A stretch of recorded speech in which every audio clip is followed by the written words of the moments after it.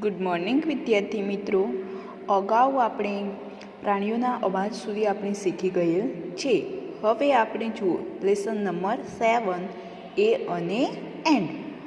એ અને એન્ડ શું છે ભાઈ? આર્ટિકલ છે.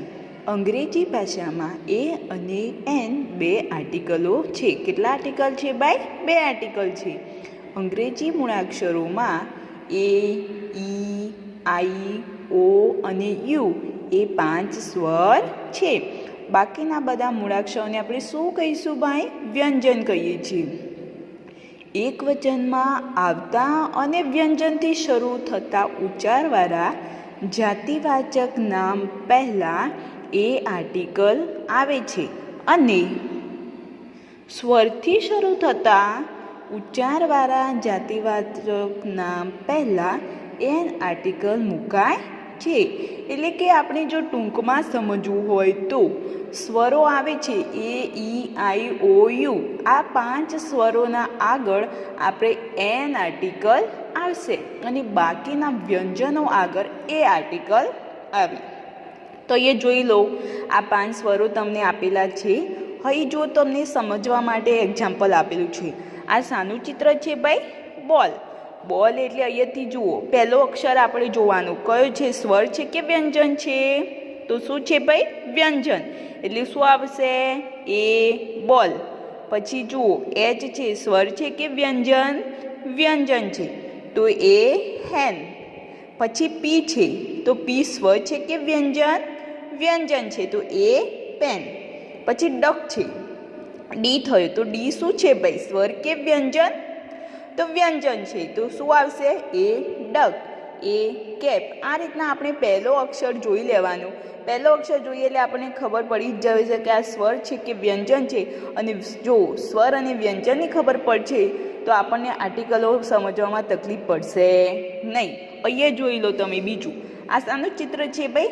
એપલનું. એપલનું સ્પેલિંગ શું થશે? APPLE. પહેલો અક્ષર શું છે ભાઈ? એ. એ શું છે? સ્વર. સ્વર છે એટલે કયો આર્ટિકલ આવશે? એન. હંમેશા સ્વરની આગળ એન આર્ટિકલ આવશે. હવે જુઓ, આ શાનું ચિત્ર છે? ઈંડુ. ઈંડુ એટલે ઈગ. EGG. ઈ થયો ભાઈ, તો શું છે? સ્વર કે વ્યંજન? સ્વર છે, તો શું આવશે? An article. એ જુઓ, ઇનપુટ. જોયું ભાઈ? યાઈ આવ્યો ભાઈ, તો શું આવશે? An article. પછી આઉલ. આઉલના આગળ ઓ છે. ઓ શું છે? સ્વર કે વ્યંજન? સ્વર છે, તો શું આવશે? An article. હવે જુઓ અહીંયા અમરેલા. યુ છે ભાઈ?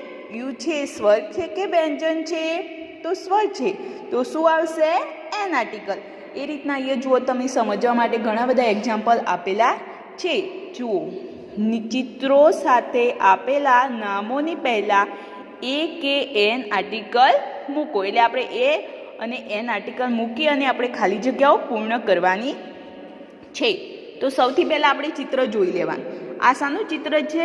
ટેબલ. તો શું આવશે? ટી છે. ટી સ્વર છે કે વ્યંજન છે ભાઈ? વ્યંજન છે, તો શું આવશે? એ આર્ટિકલ આવશે, તો એ, ટેબલ. પછી શું છે? એપલનું ચિત્ર. તો સ્વર આવ્યો ભાઈ, તો શું આવશે? એન આર્ટિકલ, એટલે એન, એપલ. પછી જોયું ભાઈ એરો, તો શું આવશે? An article. પછી આવના આગળ એન આર્ટિકલ. પછી કાર છે, તો સી આવ્યો ભાઈ. સી શું છે? સ્વર કે વ્યંજન? વ્યંજન છે, તો શું આવશે? એ આર્ટિકલ. પછી ઓનિયન જુઓ ભાઈ. ઓનિયન એટલે ઓ આવ્યો. ઓ સ્વર છે કે વ્યંજન?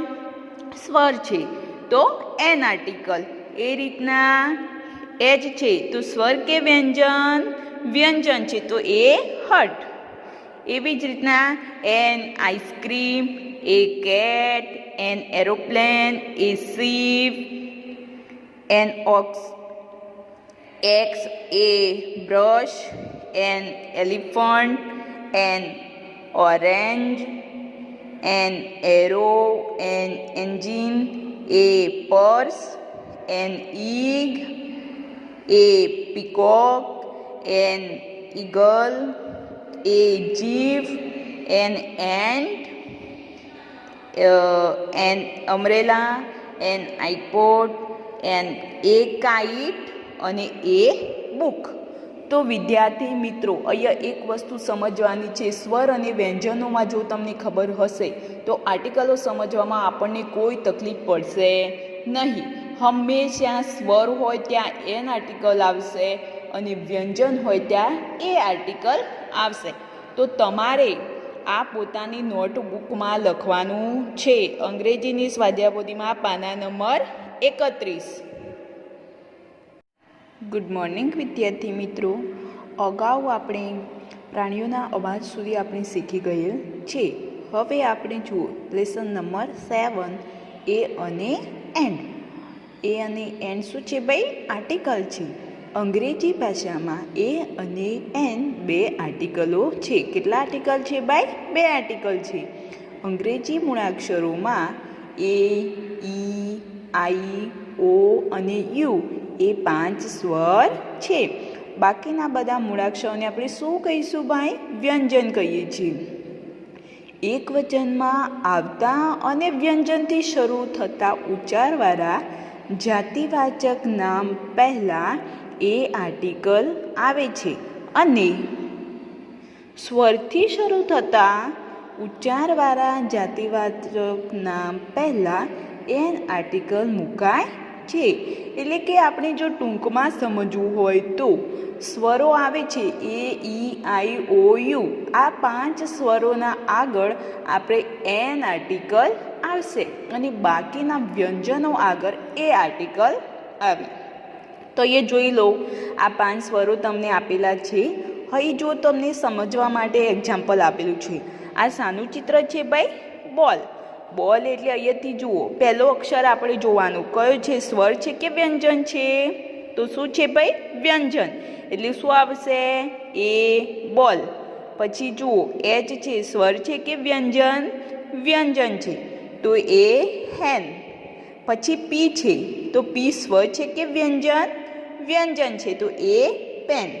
પછી ડક છે, ડી થયો, તો ડી શું છે ભાઈ? સ્વર કે વ્યંજન? તો વ્યંજન છે, તો શું આવશે? એ ડક. એ કેપ. આ રીતના આપણે પહેલો અક્ષર જોઈ લેવાનું. પહેલો અક્ષર જોઈએ એટલે આપણને ખબર પડી જ જાય છે કે આ સ્વર છે કે વ્યંજન છે.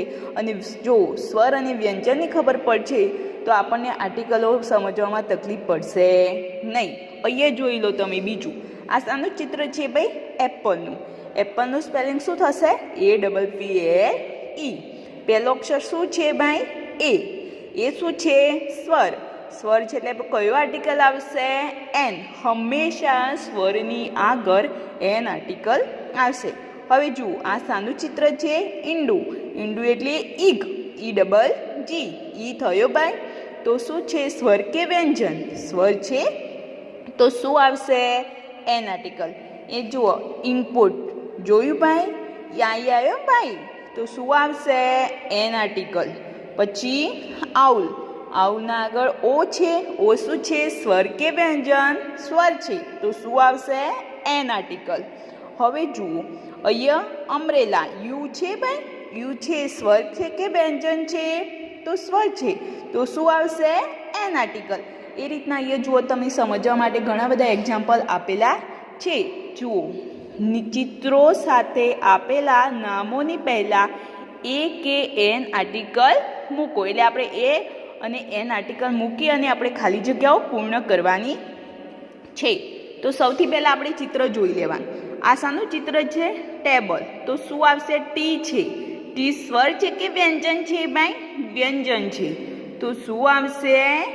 એ આર્ટિકલ આવશે, તો એ ટેબલ. પછી શું છે? એપલનું ચિત્ર. તો સ્વર આવ્યો ભાઈ, તો શું આવશે? એન આર્ટિકલ, એટલે એન એપલ. પછી જોયું ભાઈ એરો, તો શું આવશે? An article. પછી આવના આગળ એન આર્ટિકલ. પછી કાર છે, તો સી આવ્યો ભાઈ. સી શું છે? સ્વર કે વ્યંજન? વ્યંજન છે, તો શું આવશે? એ આર્ટિકલ. પછી ઓનિયન જુઓ ભાઈ. ઓનિયન એટલે ઓ આવ્યો. ઓ સ્વર છે કે વ્યંજન? સ્વર છે, તો એન આર્ટિકલ. એ રીતના એજ છે, તો સ્વર કે વ્યંજન? વ્યંજન છે, તો એ હટ. એવી જ રીતના an ice cream, a cat, an aeroplane, a ship, an ox, axe, a brush, an elephant, an orange, an arrow, an engine, a purse, an egg, a peacock, an eagle, a jeep, an ant, an umbrella, an iPod, an a kite અને a book. તો વિદ્યાર્થી મિત્રો, અહીંયા એક વસ્તુ સમજવાની છે, સ્વર અને વ્યંજનોમાં જો તમને ખબર હશે તો આર્ટિકલો સમજવામાં આપણને કોઈ તકલીફ પડશે નહીં. હંમેશા સ્વર હોય ત્યાં એન આર્ટિકલ આવશે અને વ્યંજન હોય ત્યાં એ આર્ટિકલ આવશે. તો તમારે આ પોતાની નોટબુકમાં લખવાનું છે. અંગ્રેજીની સ્વાધ્યાય પોથીમાં પાના નંબર 31.